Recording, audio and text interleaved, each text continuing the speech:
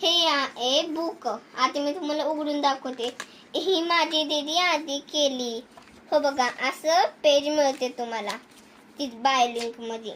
हे बघा असं मिळते. ही तुम्हाला ऑप्शन मध्ये मिळते. पटकन ज्यांनी जाऊन ज्यांना घ्यायचं असेल तर हे घेऊ शकता.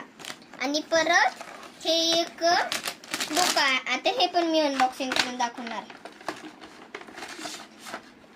हे बघा, हे एक कंपास आहे. कंपास माझ्या अजून लिहिते. हे बघा, हे कंपास आहे चांगला. परत हे एक, हे बघा, ही एक खडू आहे. तर ही पेन्सिल.